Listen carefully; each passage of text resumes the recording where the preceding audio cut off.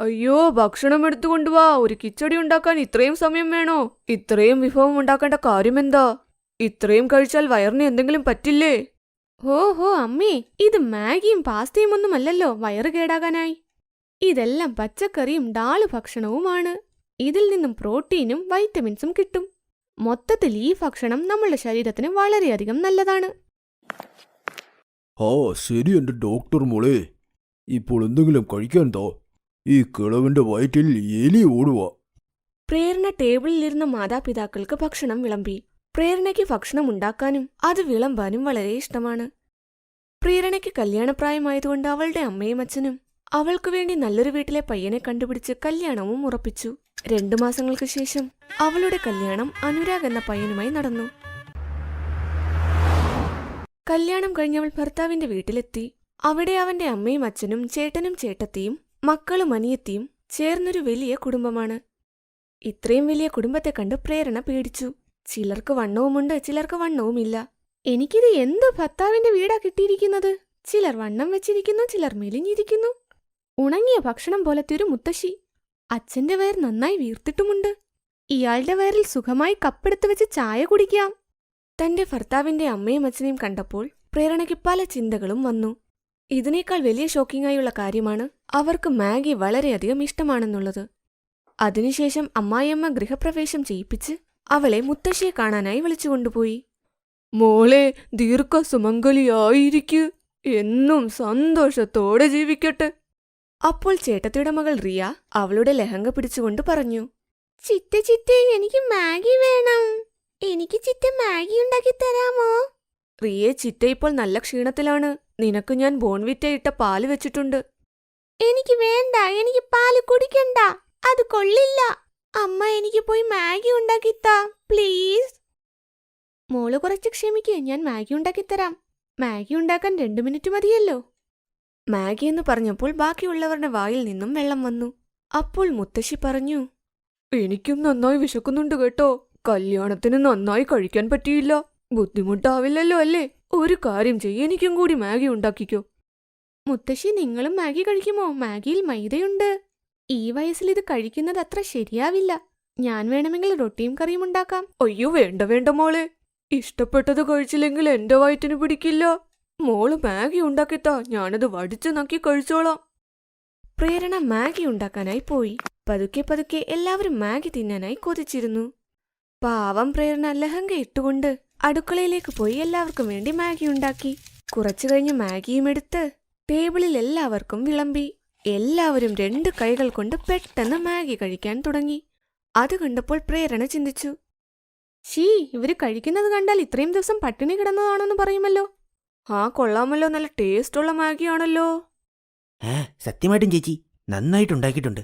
എങ്ങനെ പറയാനാ, just looking like wow. വളരെ നന്ദി. എല്ലാവരും കഴിച്ചു കഴിഞ്ഞ് അവരവരുടെ മുറിയിലേക്ക് പോയി. പാവം പ്രേരണ എല്ലാ പ്ലേറ്റുകളും കഴുകി. അതിനുശേഷം അവളുടെ മുറിയിലേക്ക് പോയി. അവിടെ അവളുടെ ഭർത്താവ് അനുരാഗ് കാത്തിരിപ്പുണ്ടായിരുന്നു. അവരുടെ ആദ്യ രാത്രിയും കഴിഞ്ഞു. അടുത്ത ദിവസം രാവിലെ പ്രേരണ സുന്ദരിയായി ഒരുങ്ങി അവളുടെ ആദ്യത്തെ പാചകത്തിനായി അടുക്കളയിൽ കയറി എല്ലാവർക്കും വേണ്ടി ഭക്ഷണം ഉണ്ടാക്കാൻ തുടങ്ങി. ഇന്ന് എന്റെ കൈകൊണ്ടുണ്ടാക്കിയ പനീർ കറി, ദാൽ കറി, പിന്നെ വെജ് കറി കഴിച്ച് സന്തോഷിക്കും. എല്ലാവരുടെയും നാക്കിൽ കപ്പലോടും. പെട്ടെന്ന് അമ്മായിയമ്മയും ചേട്ടത്തിയും മാഗി നിറഞ്ഞ 2 വലിയ ചാക്കുകളും എടുത്തുകൊണ്ടുവന്നു. അയ്യോ മരുമകളെ, ഇതൊക്കെ എന്തിനാ ഉണ്ടാക്കിയത്? ഇതൊന്നും ആരും കഴിക്കാൻ പോകുന്നില്ല.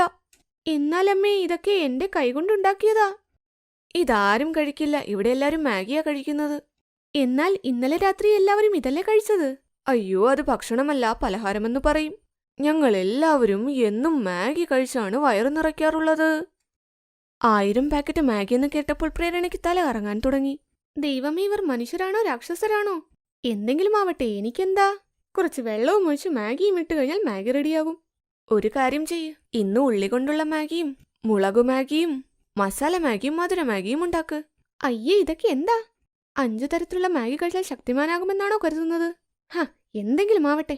അവൾ പെട്ടെന്ന് 2 അടുപ്പിൽ മാഗി ഉണ്ടാക്കാനായി തുടങ്ങി. പുറത്ത് എല്ലാവരും ക്ലോക്കിൽ തന്നെ നോക്കിയിരുന്നു. കുറച്ചുനേരം കഴിഞ്ഞപ്പോൾ 1000 പാക്കറ്റ് മാഗി അവിടെ റെഡിയായി വന്നു. കൂടെ അവളുണ്ടാക്കിയ വിഭവവും വെച്ചു.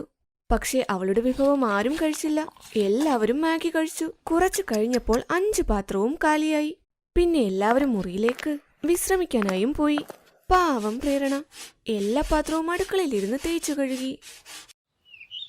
ഇതുപോലെ തന്നെ അടുത്ത ദിവസവും എല്ലാവർക്കും വിശന്നപ്പോൾ അവർ മാഗി ഉണ്ടാക്കാൻ പറഞ്ഞു. ചേച്ചി, ഇന്ന് എരിവുള്ള മാഗി ഉണ്ടാക്കിത്തരാമോ? ഇന്നലെ എരിവും പുളിയും കുറവായിരുന്നു. ശരി നാത്തൂനെ, ഇന്ന് നിങ്ങളും കൂടെ വാ എന്നെ സഹായിക്കാൻ. മാഗി ഉണ്ടാക്കാൻ എന്താ പാട്? അതിനെത്ര സമയം വേണം? പോയി ഉണ്ടാക്കിക്കോളൂ, എല്ലാവരും കഴിക്കാനായി കാത്തിരിക്കുക. ശരി ചേട്ടത്തി. പ്രേരണ അടുക്കളയിലേക്ക് പോയപ്പോൾ പുറത്തുനിന്നും ശബ്ദം വന്നു. ഇനിയും എത്ര സമയം വേണം? കൊണ്ടുവരുക. എല്ലാവർക്കും സാലഡിനൊപ്പം നല്ല ഭക്ഷണം ഉണ്ടാക്കി വെച്ചതാ. ഇങ്ങനെ ഓർഡർ ചെയ്യാനായി ഞാൻ വേലക്കാരിയല്ല, മരുമകളാണ്. മസാല തുറന്നപ്പോൾ കുറച്ച് കണ്ണിലും മൂക്കിലുമായി വീണു. അവളുടെ കണ്ണിൽ നിന്നും കണ്ണുനീർ വരാനും തുടങ്ങി. അവൾ പെട്ടെന്ന് തന്റെ മുഖം തുടച്ചു. 2 മണിക്കൂർ കഴിഞ്ഞ് എല്ലാവർക്കും മാഗിയും ഉണ്ടാക്കി. ഇങ്ങനെ ദിവസവും മാഗി കഴിച്ച് കഴിച്ച് എല്ലാവരുടെയും വയറ് വേദനിക്കാൻ തുടങ്ങി. പലർക്കും പല രീതിയിൽ വേദന വന്നു. ഒരു ദിവസം റിയയുടെ അവസ്ഥ വളരെ മോശമായി മാറിയിരുന്നു. കൂടെ മുത്തശ്ശിയുടെ അവസ്ഥയും വളരെ മോശമായിരുന്നു. അവരെ വേഗം ആശുപത്രിയിൽ എത്തിച്ചു. ഡോക്ടർ അവരോട് പറഞ്ഞു, നോക്കൂ, ഇവരുടെ ആമാശയത്തിൽ മുഴുവനും മൈദയാണ്. ഇങ്ങനെ മൈദ കഴിച്ചു കഴിഞ്ഞാൽ ലിവറും കിഡ്നിയും കുറച്ചുകൂടി കഴിയുമ്പോൾ തകരാറിലാകും. നിങ്ങൾക്കറിയില്ല ഡോക്ടർ, ഇവരെല്ലാം ഒരു ദിവസം 1000 പാക്കറ്റ് മാഗിയാണ് കഴിക്കുന്നത്. എന്താ, നിങ്ങൾക്കറിയില്ലേ മൈദ നമ്മുടെ ശരീരത്തിൽ എത്രത്തോളം കേടുവരുത്തുമെന്ന്? നിങ്ങൾ ഇതെല്ലാം ഉപേക്ഷിച്ച് വീട്ടിലെ നല്ല ഭക്ഷണം കഴിക്കൂ. അതുപോലെ വീട്ടിലെ ജോലിയും ചെയ്യൂ. അപ്പോൾ ശരീരവും ഹെൽത്തിയാകും. അല്ലെങ്കിൽ ഒരു ദിവസം വളരെ വലിയ പ്രശ്നത്തിലാകും നിങ്ങൾ. കുറച്ചു ദിവസം കഴിഞ്ഞപ്പോൾ 2 പേർക്കും അസുഖം ഭേദമായി. അവർക്ക് അവർ ചെയ്ത തെറ്റും മനസ്സിലായി. അന്നു മുതൽ അവർ മാഗി വിട്ട് വീട്ടിലെ ഭക്ഷണം കഴിക്കാൻ തുടങ്ങി. അതിന്റെ കൂടെ വീട്ടിലെ എല്ലാവരും പ്രേരണയെ സഹായിക്കാനും തുടങ്ങി.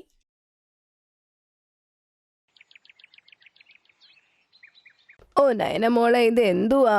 നീ വീണ്ടും ചപ്പാത്തിയുടെ കൂടെ ചമ്മന്തി അച്ചാറും ആക്കിയോ?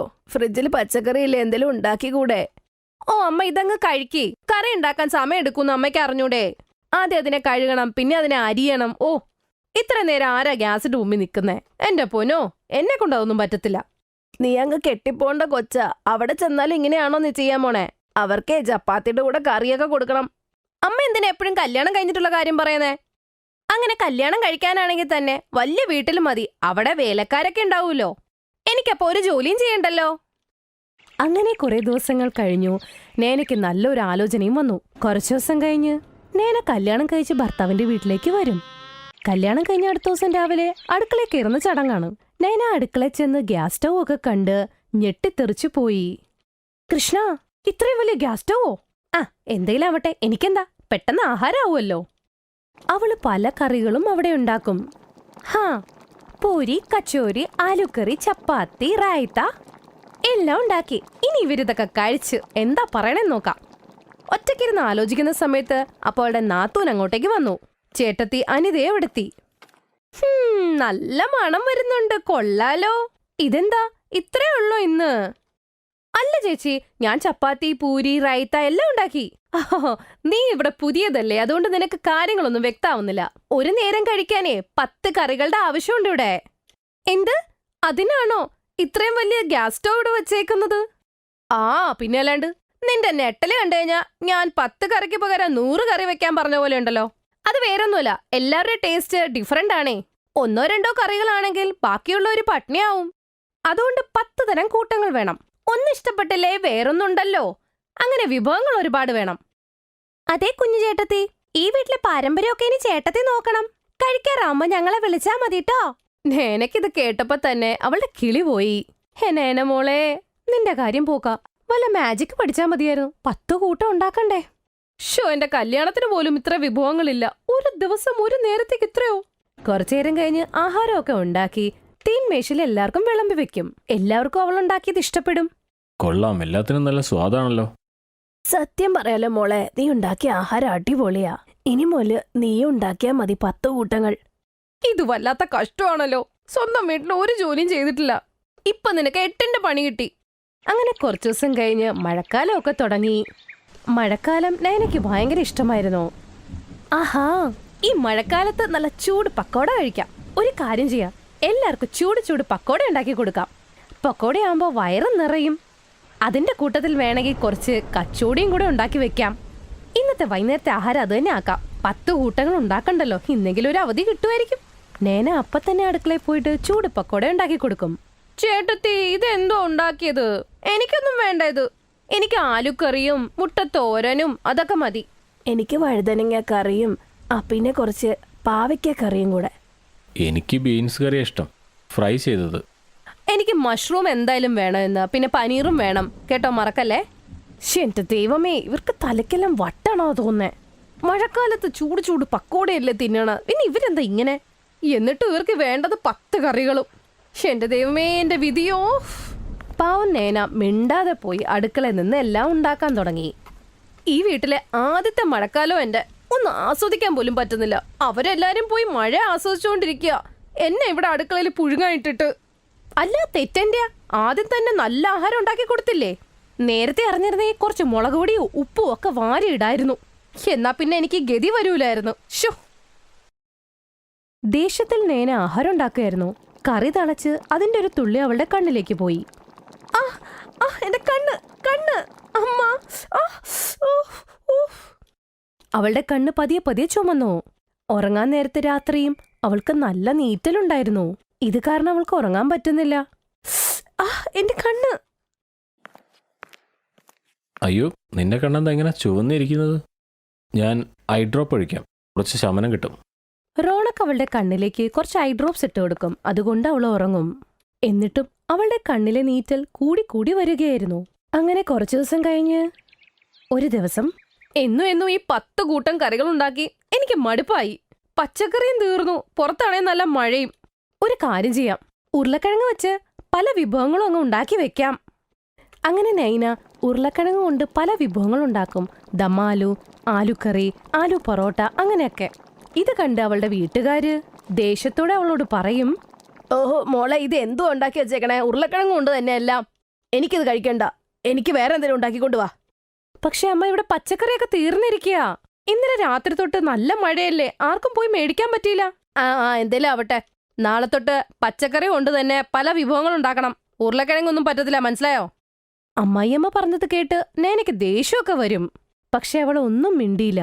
അങ്ങനെ 2 ദിവസം കഴിഞ്ഞ് ഒരു ദിവസം, രാവിലെ തൊട്ട് കണ്ണു വേദനിക്കുന്നു. ഇവിടുത്തെ വീട്ടുകാർക്ക് എന്ത് പ്രശ്നം? അവർക്ക് 10 കൂട്ടങ്ങൾ കഴിച്ചാൽ മതിയല്ലോ. പാചകം കാരണം ഹോസ്പിറ്റലിൽ പോലും ഒന്ന് പോകാൻ പറ്റുന്നില്ല.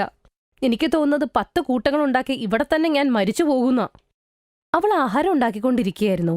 കണ്ണിന്റെ പ്രശ്നം കൂടിയത് കൊണ്ട് കാഴ്ച കുറഞ്ഞു.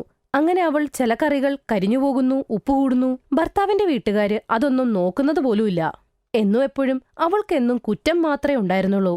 അവളുടെ ഭർത്താവിന് പക്ഷേ സങ്കടം വന്നത് കണ്ട് നേരെ അവളെയും കൊണ്ട് ഹോസ്പിറ്റലിൽ പോയി ഡോക്ടറെ കാണിച്ച് കാര്യങ്ങൾ പറഞ്ഞു. ഇവരുടെ കണ്ണിൽ ചൂടിൽ എന്തോ ഭക്ഷണം പോയിട്ടുണ്ട്, അതുകൊണ്ട് തന്നെ അവരുടെ കോർണിയ ഡാമേജ് ആയിരിക്കുകയാണ്. പെട്ടെന്ന് തന്നെ ഓപ്പറേഷൻ ചെയ്തില്ലെങ്കിൽ അധികം താമസിയാതെ കാഴ്ചയില്ലാതാവും. അങ്ങനെ അടുത്ത ദിവസത്തേക്കുള്ള അപ്പോയിന്റ്മെന്റും എടുത്ത് 2 പേരും കൂടെ വീട്ടിൽ വരുമ്പോ ചേട്ടത്തി പറയും, ഇന്ന് നീ ഉണ്ടാക്കിയത് വൃത്തികെട്ട കറികളായിരുന്നു. പക്ഷെ നാളെ നല്ല കറികൾ ഉണ്ടാക്കിക്കോണം, കാരണം നാളെ എന്റെ വീട്ടുകാരിങ്ങോട്ട് വന്നിട്ടുണ്ട്. നിങ്ങളെല്ലാവരും ഒന്ന് നിർത്തുന്നുണ്ടോ? എൻ്റെ വീട്ടിൽ എത്ര തരം കറികളാണ് ഉണ്ടാക്കുന്നത്, പക്ഷെ മുഴുവൻ കുടുംബത്തിനു വേണ്ടി ഉണ്ടാക്കുന്നത് ഒറ്റ ആളാ. നിങ്ങൾക്കറിയുമോ കറികൾ ഉണ്ടാക്കി ഇവളുടെ കണ്ണിന് പരിക്ക് പറ്റിയ കാര്യം?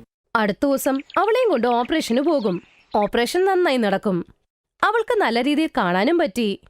3 ദിവസം കഴിഞ്ഞ് അവൾ വീട്ടിലേക്ക് വന്നപ്പോ അമ്മായിയമ്മ, എന്നോട് ക്ഷമിക്കും മോളെ, നീ വരുന്നതിന് മുമ്പ് ഇവിടെ വേലക്കാരി ഉണ്ടായിരുന്നു. 10 കൂട്ടം കറി ഉണ്ടാക്കണം എന്ന് പറഞ്ഞപ്പോ ഇവിടെ നിന്ന് പോയി.